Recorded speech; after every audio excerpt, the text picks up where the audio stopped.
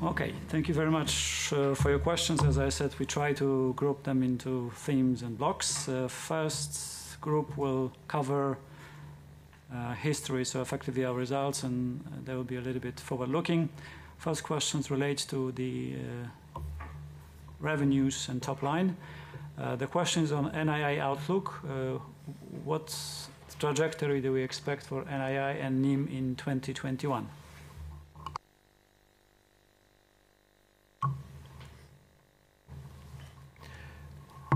So we expect a gradual recovery, slowly but gradual recovery. This is supported by the fact that basically all the impacts of the cut of the interest rates are recognized through the P&L. We are assuming a stable interest rate environment for the foreseeable future. We are counting with continuation of the loan growth, especially in mortgage, also stronger growth of cash loans, consumer loans versus what we had in 2020, also some rebound in corporate, so the loan growth volumes will support. And on the other side, it's true that we finished during the fourth quarter. We basically finished the process of repricing of the deposits. So there we don't have much more space to do anything. We were quick to react, but basically it's finished. And so we expect that the combination of these drivers will translate into a gradual recovery of the levels of net interest income. Of course, first quarter is a special quarter because it has less 3 days than the previous quarter. So there is always, or less 2 days than the previous quarter. So here it's maybe slightly not visible, but the trend we believe is going to be positive but gradual. There's obviously a related question about whether we see further room for improvement in funding costs, and also the question about the impact of bond yields on our NII. No, the funding cost, as I said, we basically finished the repricing that was possible to achieve. Regarding the bond yields, also most of the impact is already done. Of course, there is always some fixed rate bonds in the future that will mature and that then will have to be replaced by others at potentially lower levels. But we don't think this is going to be very material in 2021. So I think basically the effect is already felt throughout the fourth quarter of 2020. Thank you. There was also a question about customer acquisition in the fourth quarter. Apparently, the dynamics was not as strong as it was in the previous periods, especially in terms of current account openings and new customer acquisition. Within this context, there was also a question about mortgages, because they were very strong in the whole year in the 4Q, and why were they so strong? So let's first go through a little bit through the customers, and I think in this page 31 is where we can see the main picture. So we were having up to now a very strong customer growth, especially because what we monitor, what we present, and what we track is the active customers, and which means that naturally banks, they have between 5, 10 maybe is a little bit too high, but there is a 5 of a kind of a natural attrition. customers that move away or from the city or from the country, or they die, or they marriage and two accounts are transformed in a common account. Doesn't matter, there is a natural attrition like that, and which means that, for example, we present here in page 31 plus 61,000 of active customers, although we present more than 200,000 of digital customers and 145,000 of active customers or active debit cards, which means that so we have more or less 250 growth of active customers, and then there is some attrition, and so it is presented like that. Mainly, even being a digital bank, even having the possibility of opening accounts with a selfie and or with a courier, or at the end of the days, the physical channels are still relevant for customer acquisition, not only the natural branches but also the points of sales that we have in shopping centers, the kiosks and everything. So the closing of the lockdowns or the limitations of circulation that we had in the country had the major impact in terms of customer acquisition.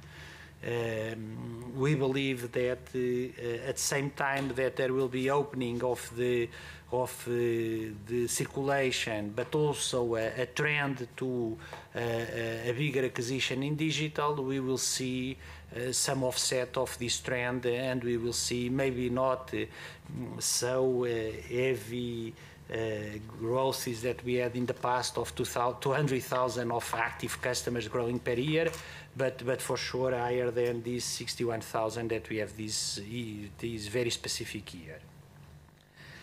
In terms of mortgage, it's important to say that after this initial impact of COVID, that we had the impact in terms of the volumes, but of course we had even a bigger impact in terms of the decrease of interest rates, or maybe the big cut of the interest rates. We had an exercise of repricing. The exercise of repricing had a major impact in terms of cash loans, because also we had some adjustments in terms of risk. So we believe that we will see the growth of the production more in the beginning of this year, with a bigger normalization of the needs of the consumers, and with the needs of the consumers then we will see the need of the consumer loans for satisfying this consumption.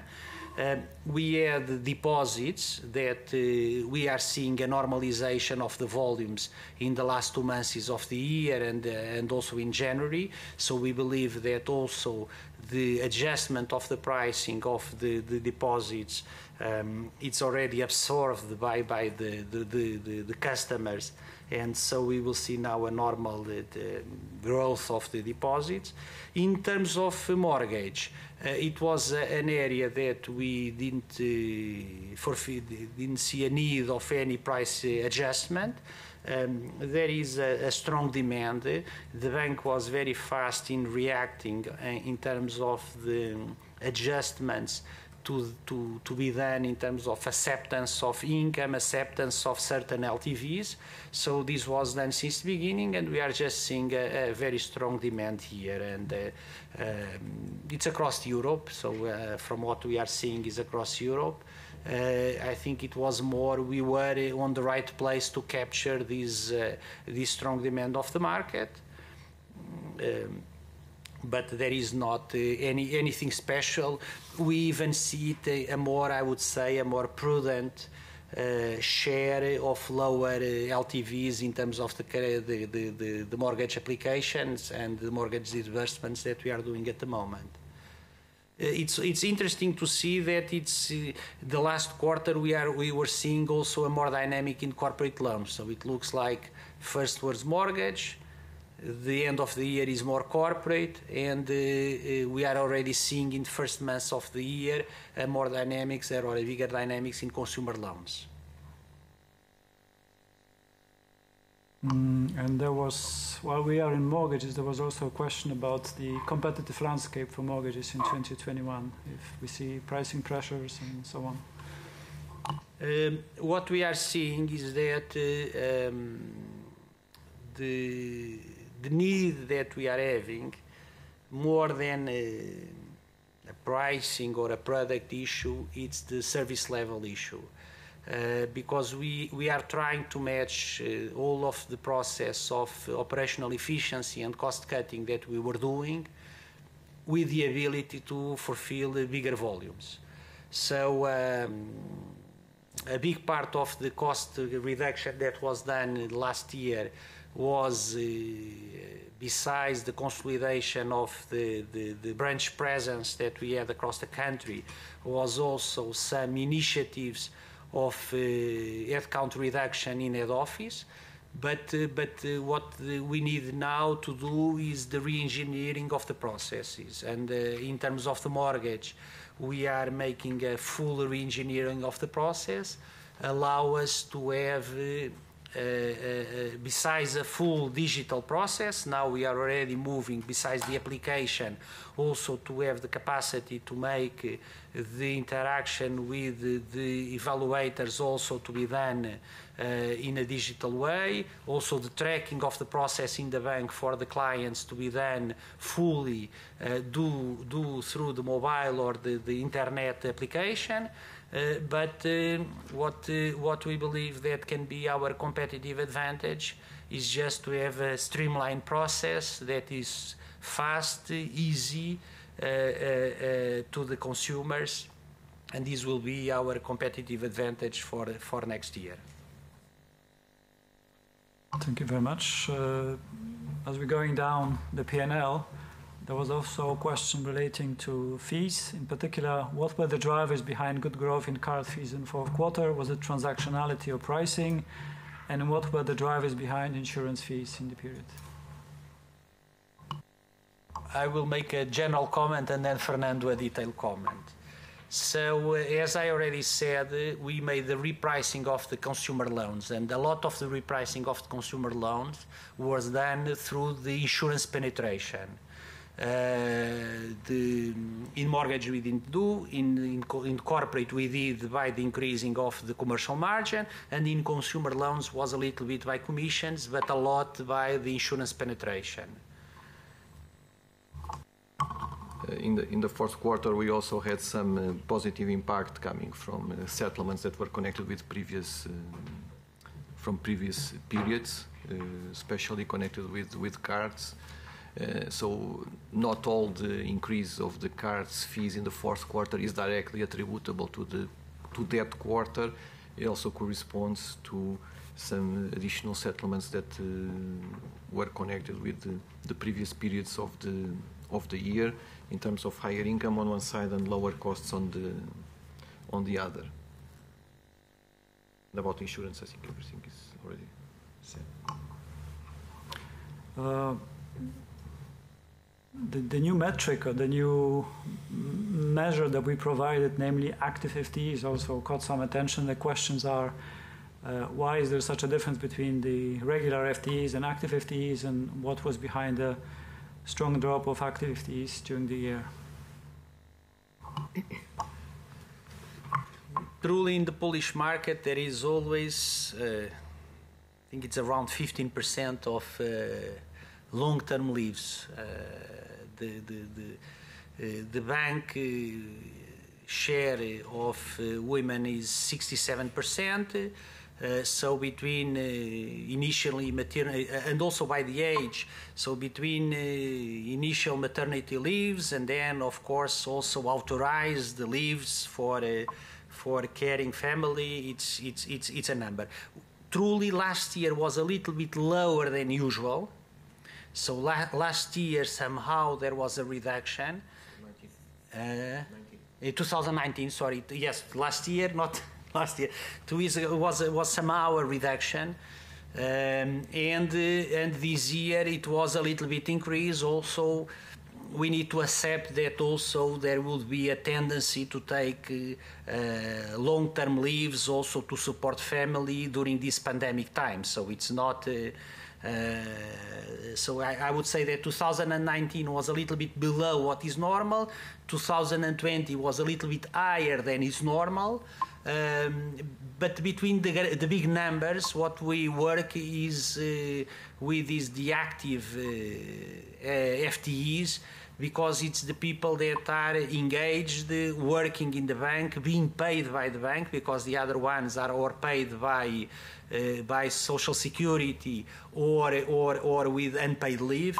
So this is what we track, because in the long run, this is the people that are fulfilling the needs of employment here in the bank.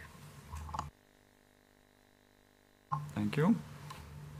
We're migrating down the P&L now. Questions about cost of risk. Could you shed more light on the spike of NPL ratio in fourth quarter? Why the NPL ratio in the corporate book increased and coverage ratio dropped? What is the outlook for 2021 for cost of risk, and what would be the normalized cost of risk for the bank after Eurobank acquisition? And there was another question on that. Does the flat cost of risk guidance assumes COVID impact or higher share of cash loans in 2021? So let me try go one by one. If I will forget one, please tell me. So regarding the cost of risk in the fourth quarter, in the fourth quarter we had several opposite effects. We had on one side two elements that increased the stage 3 loans. One was that part of the loans under public moratoria were classified as stage 3, as recommended commonly by the big four audit firms in Poland. So this was one impact in terms of increase of NPLs in retail. And second was 2 or 3 cases from corporate that we reclassified from stage 2 to stage 3. And this was one effect. Then we had on the opposite side, we had some extraordinary recoveries in retail, plus the sale of NPLs, which was also essentially retail, which took place in the fourth quarter. So finally, we had an increase in the NPL ratio of corporate, which is visible in the fourth quarter, but again attributable to 2-3 cases which were more affected by the pandemic. And it's not that they defaulted, it's that they have a worse financial and economic situation, and so prudentially we should reclassify them to stage 3. Still, looking at the numbers and comparing the numbers with where we were 1 year ago and 6 months ago, the numbers are still in line with the numbers that we had in the end of June, for example, in terms of the coverage of the provisions for the stage 3 loans. So it's comparable with the numbers that we had in June. Then the next question is outlook regarding the outlook for the 2021. I think we said 1 or 2 quarters ago that our expectation was that the cost of risk in 2021 would be lower than the cost of risk in 2020. And based on the currently available information, we still have this expectation, unless, of course, there will be further deterioration of the economy, and this pandemic will take longer in terms of lockdown or in terms of partial restrictions of activity. But our base scenario is that the overall cost of risk will be lower in 2021 versus 2020. So how much lower? I mean, we cannot be very precise, but somewhere between 70 to 80 basis points would be probably the level that for now we are considering. Why we think that it can be better? Because we see that the unemployment rate did not deteriorate so much in Poland as in some other countries during this period of time. Also, companies had a lot of support, and so were able, in fact, to go through these more critical stages with proper liquidity and then restarting their activity, except some specific sectors of activity.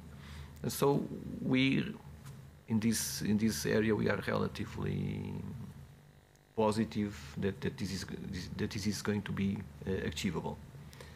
Next one. Run rate, cost of risk after EB. After acquisition of Eurobank.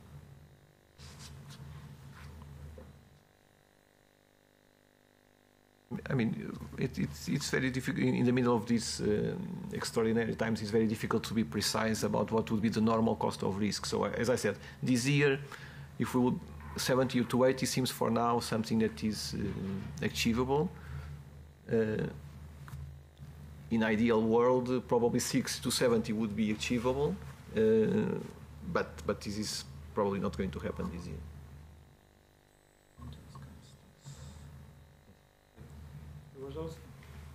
There was also a question about the unusually low tax rate for us in the fourth quarter, if there was any.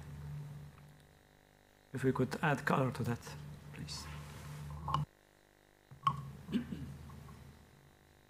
So I think in the previous, there were 1 or 2 previous quarters which was unusually high, but I think we of course we have some items which are always negative in terms of tax rate impact.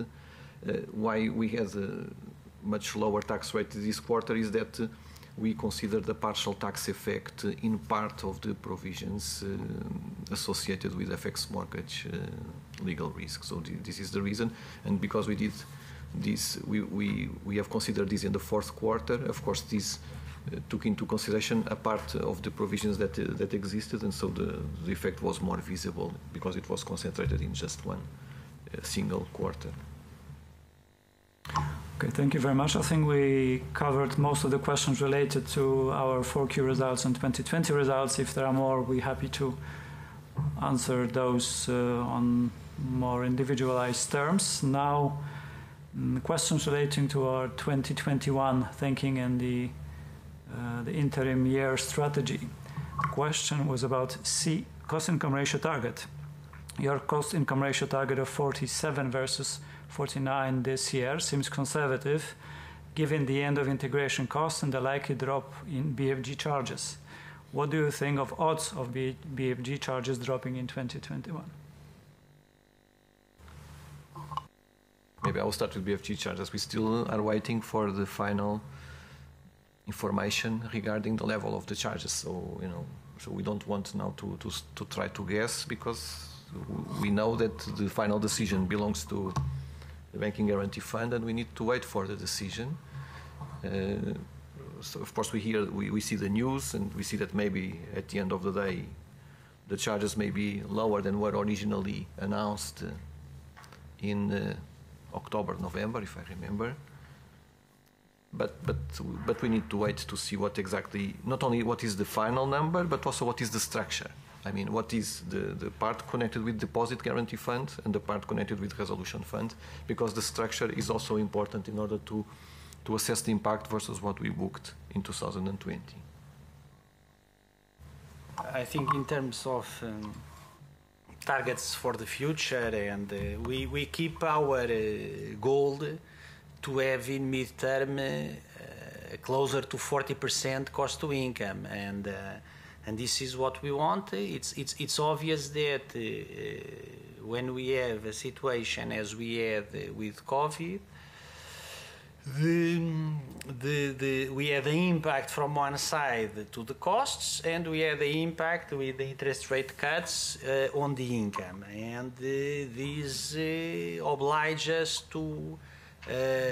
to start again the process with a higher level and to go through the process. I think it's important to understand that, because it was in the question also talked about the Eurobank. So one of the things that was positive is that, okay, we closed the process of Eurobank, the merger was done, the systems were acquired, the integration costs were below the plan, the synergies are captured and higher the plan, so this is a chapter that is closed. Then we had the second part, which is after COVID, we initiate without waiting a process of cost restructuring, speeding up the consolidation of the branches with a high decrease of FTEs, and starting working already in 2020 all of the processes of the re-engineering that we are going to that will be delivered during 2021 on these cost gains. For us, it's very clear that under an environment with zero interest rates, the revenues are challenging, and because of that also the cost structure needs to be challenged by us and reduced by us, and what we achieved last year is already recurrent, and what we will achieve next year will also be we believe that will be visible at the end of the year, so we are not in a hurry, but that's why even we took a year of waiting for the strategy, because we understood that we would need a year of fast adjustment in a very tactical way to adapt the bank to the new conditions. And this is what we did last year, and also what we are finishing this year.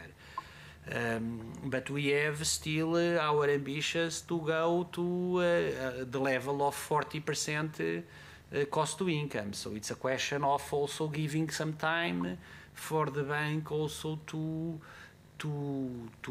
adjust to this big change of the conditions of banking activity that we had here in Poland. Thank you. And there was quite a large number of questions relating to our voluntary conversion schemes or early repayment schemes, and analysts or participants are asking about what percentage of clients agrees, whether we send these offers to particular groups of clients. Are we going to accelerate or increase this activity ahead of the Supreme Court verdict? Are they structured or unified? How many of the Swiss franc loans have been repaid last year? And this kind of questions were coming up. I will start to answer, and then for sure Fernando also will complement. So it's known that our position have been always open to find a solution in Swiss francs. We even had questions in previous meetings of analysts about some offers, about some news in newspapers. This is, and we never trying to not say that this is our position since the beginning. So it's in beginning we already explained that people were looking for other situations, so more how can I buy a new house and so change the collateral, maintaining the credit.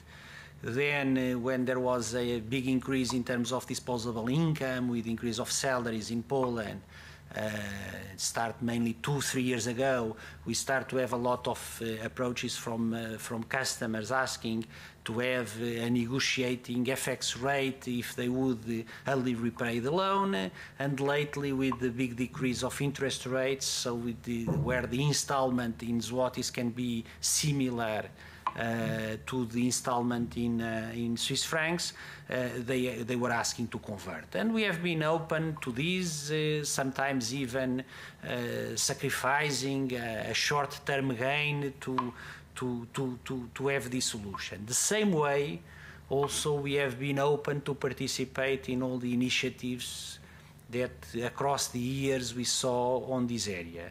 And unfortunately, there was never possible to have a solution and an umbrella from the authorities to find a solution from all the system. So because there was not a solution from all the system, we have been working in individual cases for customers. We salute this initiative from Chairman of KNF. We think that was moved by sense of duty to offer this possibility to the system. We are in a very initial terms to assess what could be the impacts, what is the legal assurance, the legal certainty for this. Legal certainty is not just in terms of the contracts, it's also tax interpretations, also the acceptance of other authorities, how this is seen by all the stakeholders of this process. So this is a process. I already said this to somebody, that it's a problem of 12 years cannot be solved now in 12 weeks even. So we need to have times to do this. It's seen already that even the banks that are a little bit more advanced on these studies and that already maybe they made their decision. They already expressed that the final decision would be needed to be taken by shareholders meeting, so it will be something more in the middle of the year. For us it's a little bit early for that, but anyhow, as always, our position is very open. We like the possibility to have a solution for the system. And so we are making our internal assessments, thoughts, also in terms of operationally how this can happen,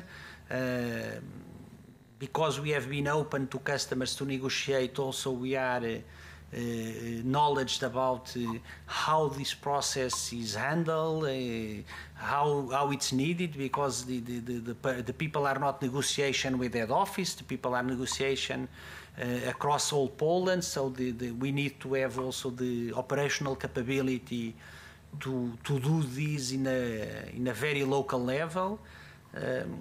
So I would say that individually we keep our mind and openness to assess and to negotiate and to be open to discuss to any single customer. In terms of solution for the system, also we are open and we see in a very positive eyes if there is a solution that is across the industry. So regarding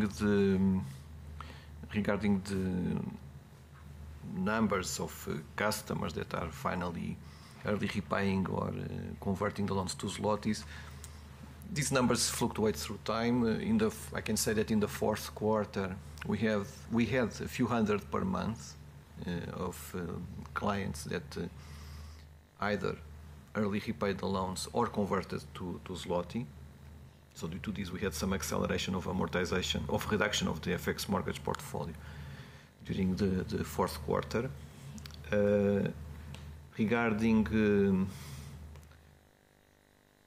Let me also, because I see here also some questions about the provisions that we have done, just also to try to clarify. So apart from the provisions that we announced in our current report, which was strictly connected with the portfolio which had been originated by Bank Millennium, we also did some provisions for the book that came from Eurobank, 36 million zlotys,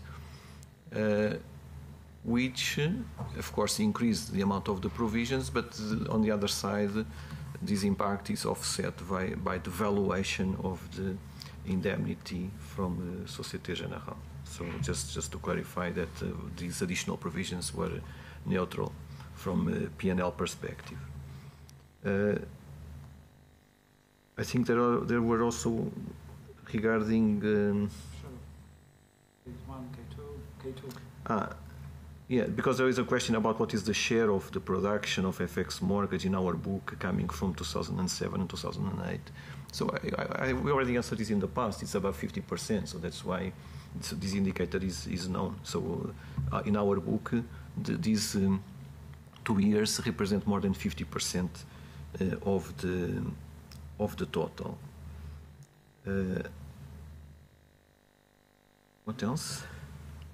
And there is obviously quite naturally a range of questions relating the potential systemic solution of FX mortgages, which Mr. Brageorges partly touched already. So the questions are: is the settlement proposed by KNF attractive for Bank Millennium?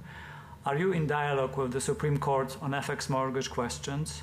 What outcome do you expect on March 25th? And most interestingly, what could the regulator, MinFin, central bank do to attract banks and borrowers to the agreements of FX loans?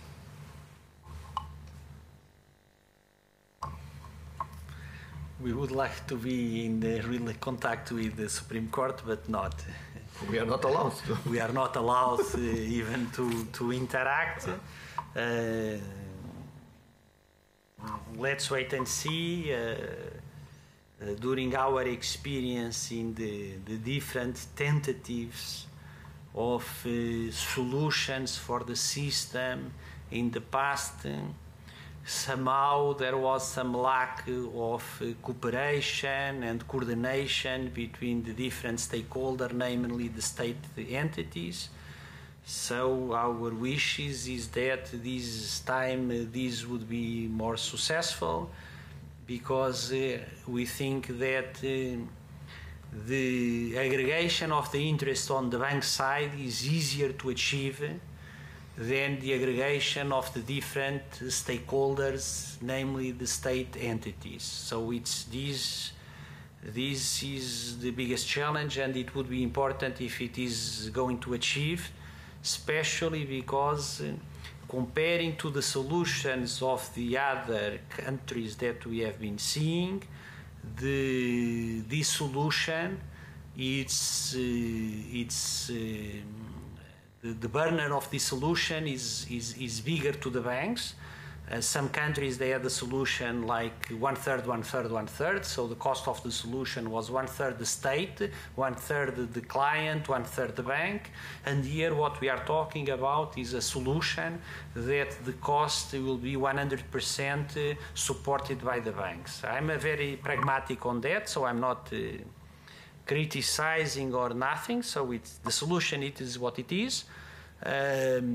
We don't know yet. It's too early for us to assess what would be the decision for the bank, and we are still assessing the impacts. But anyhow, a solution is always a good alternative. To have a solution in the system is always a good alternative, even then if the bank decided not to apply it. So we believe that this is a good step. So it would be very beneficiary for the system, the banking system, for the Polish economy and for the country if the system, if the solution go further.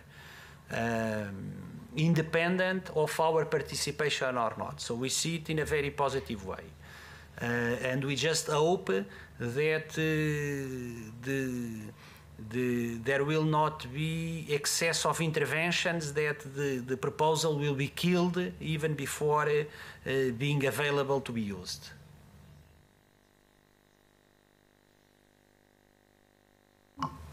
Still remaining within the Swiss franc topic, the question was about what is the scenario that we plugged into our 2021 transition year with regards to Swiss francs. We have been used to try to manage in let's say in three time horizons. So we have clearly a past issue to manage. And this is a legacy, and this is what it is, which is the Swiss francs, and we are managing as it is. This is a legacy that we need to forecast as time goes by.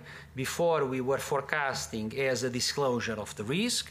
Then when we start to have provisions, we have now a methodology that we are trying to materialize in terms of provisions what is a potential legal risk. I alert that at the same time we have from one side the provisions, but we have a special capital buffer also for this risk. So these two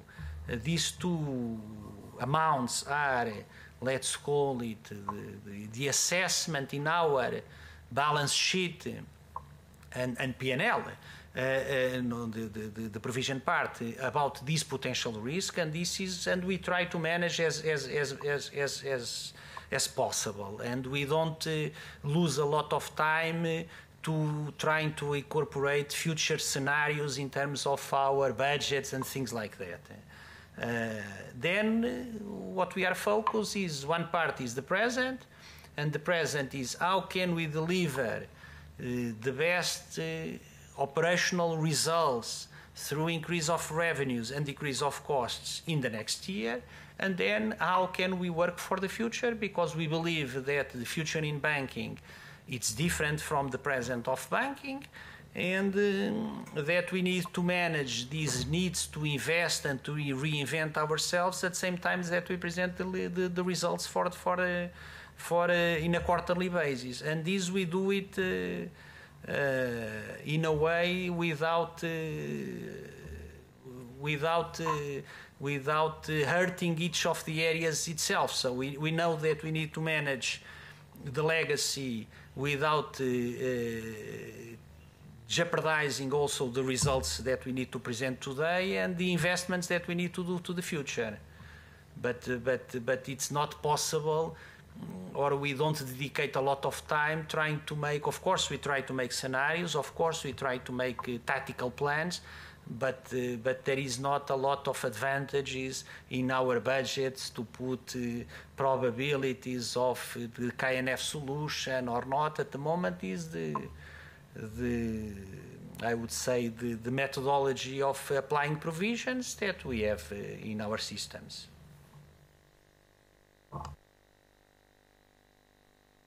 I think we largely covered the questions, but unless Fernando found a question and answer which he particularly would like to answer, then will we see? First, I would like to just to remind that today we are disclosing the preliminary results of the year. Of course, all the details, including audited financial statements, annual report, will be published on the 22nd of February. So, of course, by then you will have much more details as usual versus what we could present today. But anyway, we tried to present today really what is the most important from the results of the quarter and of the year, and about the main risks that of course we are also managing, but also about the plans for the near future, which I think are important in terms of anchoring the expectations, and that regardless of the higher or lower level of provisions that we may need to do this year, we have a business plan that will deliver an increase in the operational profitability of the bank that will help, together with all the remaining buffers that we have, that will help to dilute the impact of the provisions, whatever the level that we may need to do. But also reminding that, as João was saying, the making scenarios, we still live with a lot of uncertainties in terms of impacts, and so to be honest, we also will need more clarity regarding important aspects, not only of the court decisions but also of the KNF proposal, in order to continue to try to have a more clear picture about the potential impacts. Thank you very much. This concludes our presentation. Thank you all for your interest in Bank Millennium. As one of the concluding remarks, I can tell that we obviously did a lot of effort to keep you attracted in our story. Not only we refreshed our presentation, which we hope you like more, but also we took care of the drama, you have to admit, and of the momentum in the results. And we think of this as the end of the season number 1, and this is the last episode in this season, hopefully, and we start a new season in May, hopefully with interesting dynamics, but a little bit different script. So thank you again for your interest. Obviously, as usual, if you have any questions that we haven't answered or more questions, please do contact the IR team, and we'll be more than happy to help you with. And to remind, we have the full year results due out on 22nd of February. We also normally have our AGM in the middle of March, or maybe in the second half of March.